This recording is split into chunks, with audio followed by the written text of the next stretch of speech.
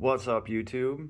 We have a authentic Gurkha Khukuri blade. Well, let me be specific here. It's from the famous Gurkha Khukuri house. That is the brand that is making these. And that is I'm going to butcher all this stuff. Kumari May Kathmandu? Bleh. Yeah, it's over there where they make these famous kukri knives. And I got to give a shout out to the actual blacksmith that made this thing. We're going to talk about it real quick. His name is Basu Gajmer. Basu Gajmer, you've done an amazing job crafting this blade. First and foremost, in the background here, we have a kukri, right? A real authentic. This is the Nepalese army issues these for, I believe, this one's called the standard issue Afghanistan Kukri blade. So a long time ago, back before the internet, I know we're time traveling, there was a movie called Waterworld, which people will argue whether or not it was a good movie or not. Anyway, the main character, Kevin Costner at the time in the movie Waterworld, had a pretty cool knife. It was a kukri, and I just remember seeing that movie and being like, you know what? That's a pretty cool blade pattern. Let's take this bad boy out. Kukris have this amazing curve to them. They're hard to miss. They are just a very powerful, beefy knife, right? So they're kind of hard to miss. With a little bit of research, I found out that actually the blade I was looking at was a kukri. Now this took a long time because there was no internet, so you couldn't just type in the knife from Waterworld. It wasn't like that. So after I found out about these knives, I started doing some research, and hopefully, not even hopefully, by then, thank goodnessly, the internet came around and it made things much easier. Now since then, Nepal has started exporting these as a souvenir, just because they are pretty much, this is like one of their main exports. They make this badass knife design.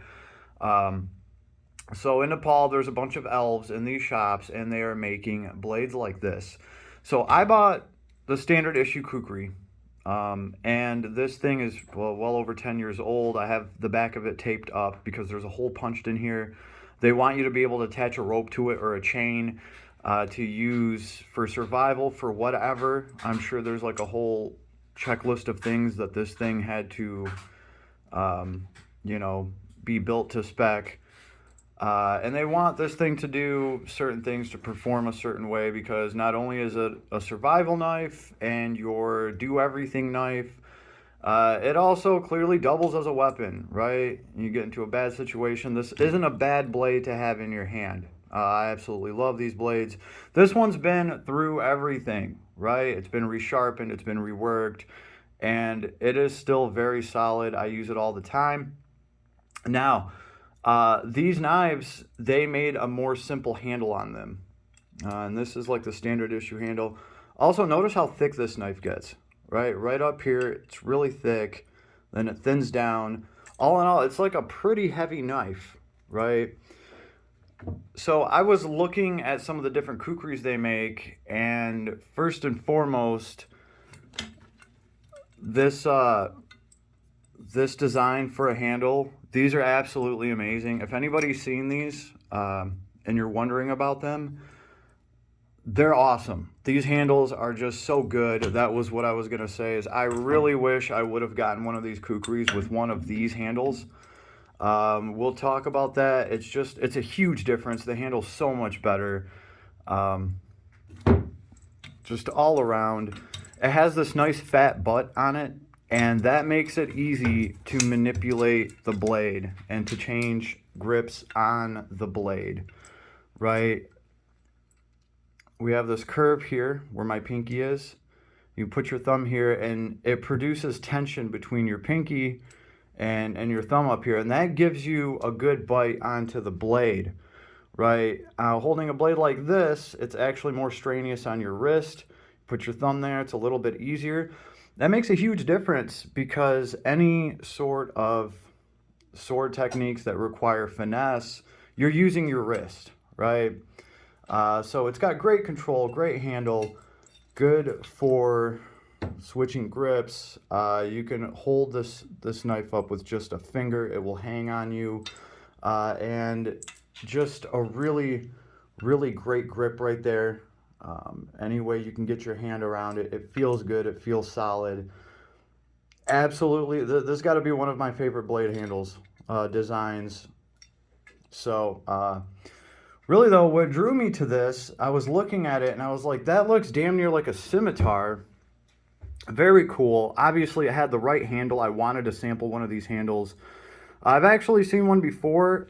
Some knife shop had some sort of Khukuri or something, and it had something similar to this. And as soon as I picked it up, I was like, that feels awesome in the hand. That fat butt right there is just awesome. I don't know what else to say about it, right? But the reason I specifically picked this one out is the blade. I know, you're like, oh, look at all these decorations on this blade. It's so jinky. It's so cute. These are actually here for a reason, and that is why I got this blade. All these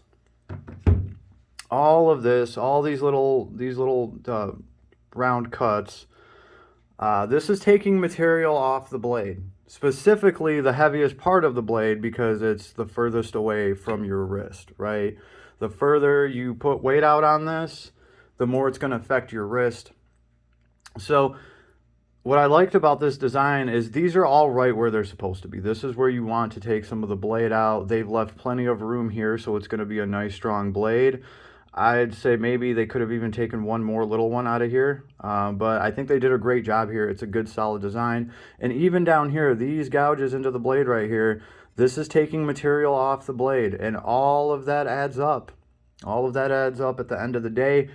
Even these little squiggly lines, they're actually cut into the blade. So that's taking material off as well, right? I'm sure when they got done doing all of this, there was a nice pile of metallic flakes that are no longer on this blade and therefore no longer weighing down your wrist when you're holding this blade. So that's what caught my eye on it, is that this is actually a great design and it feels great in the hand, right? This blade feels just about as heavy on my wrist as this Khukuri. Now the blade is much thinner than the Khukuri. You can see the Khukuri gets real fat right there. This blade is thinner. It's the same profile all the way down, right? So they feasibly feel the same in the wrist. I can tell that one of them is a little bit heavier, but to actually wrist up on the knife, the blade, it's fairly light for what you're getting. This is it's advertised as an 18-inch blade. I did have a tape measure on it. It is actually a 19-inch blade, 18 3/4. And then we have 7-inch handle, something like that. Works out really well. So I wanted to give Basu Dev Gajmer props. Oh yeah, we didn't talk about the best part. We didn't talk about the best part or the worst part. The best part would be the price, surprisingly. For a blade like this, and this is why I'm not, this is the, this thing, okay? This is the cover for the blade that came with it. Now, I am not expecting the best sheath in the world because of the price of the blade. To get a blade like this for under a couple $100s, you have to realize that you'll be lucky if it doesn't show up wrapped in paper, because all of your money is going to pay somebody to do all of this. This is a lot of work. This is a lot of machining. This is a lot of sharpening. This is just the whole damn thing, from the handle down to the sword. Give you guys an idea here. This axe that probably does not take anywhere near the amount of time and engineering to make, they want like $160 for this axe. So to be able to get a blade like this for under $200, and it was substantially under $200, you have to automatically know that all of your money is going to the actual blade itself. Now, if this was a $400 blade, I would expect a badass sheath, right? Now this thing is functional and it works, right? If we actually compare it to a cheap sheath from this axe, the leather is like 3 times as thin. It feels like it's just going to break. And it doesn't actually function. This axe sheath does not actually function. It will not hook up to your belt. It doesn't hold the sheath. The blade comes out and will actually cut your hand. This thing actually is functional. Take this thing off of here. Oh, and nice bonus is magnets work on these. So this thing is magnetic. The magnetic sheath works great on it. So that was just a fun little bonus. This is functional, right? All of this right here is cut out. So the blade slips right in here. Bam. And then there's 2 clips, right? It actually does hold the blade in. It actually will work. It will hang off of a belt. It will hang on your side. I've tested it. And it will actually work. This axe will not hang off you like it's supposed to. This thing is just garbage, and it was just a complete waste of time making this. I don't even know what the hell they were thinking. I think this thing right here is supposed to go the other way. I don't know. The whole thing doesn't make any sense. And the materials are just terribly cheap. And remember, they want like damn near the same price for this, right? This is like $160, and this like, what, $180, right under $200. So I got to give it up. I got to give it up to Basu Dev Gajmer.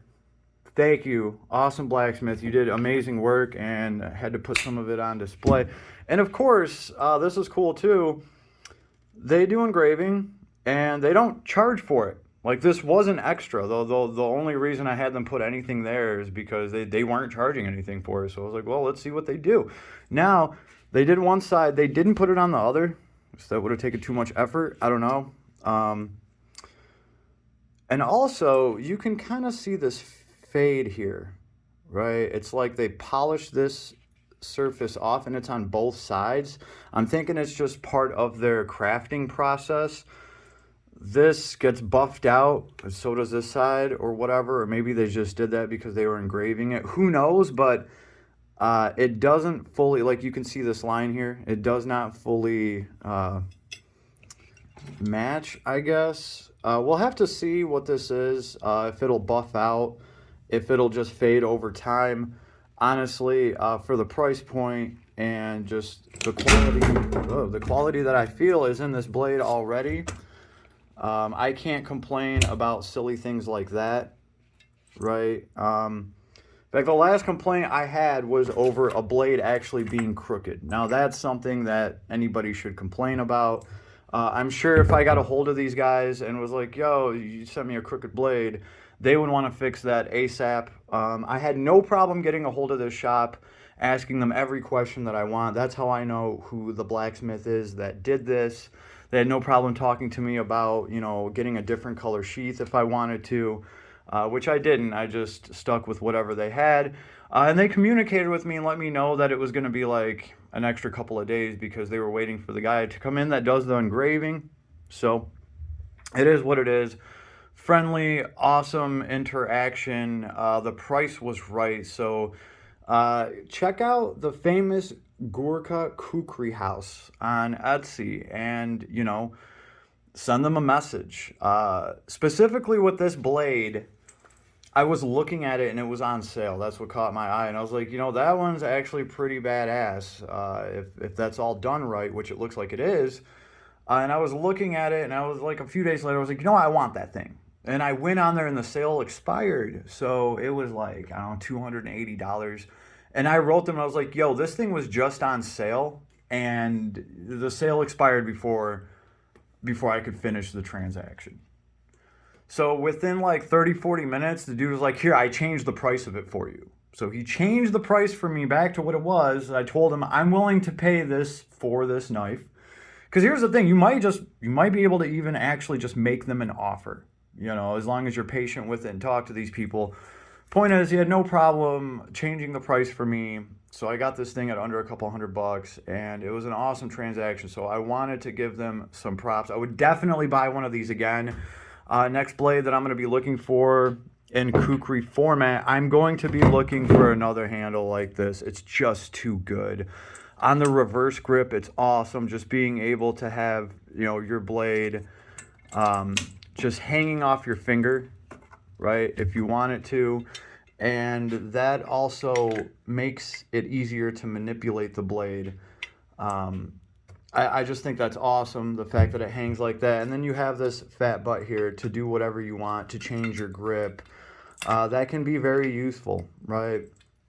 So all in all, I will be looking for something else like this with probably a shorter blade, and I know they make a lot of them. This is a very traditional Khukuri handle, and I can see why, because they just work so damn good after, you know, actually using this thing. And yes, I have used it. I'm not, like, this blade did not come like this out of the box. There's little marks on it. I've chopped down trees with it.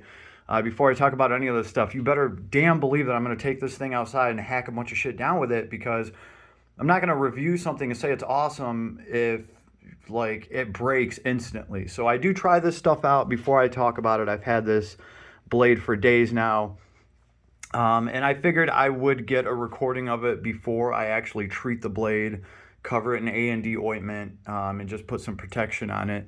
That way you guys can see the blade, the quality of the blade. This is what it comes in as. I didn't oil it. I didn't do anything to it other than hack a bunch of trees down with it. I checked the blade to make sure that there was no damage to it.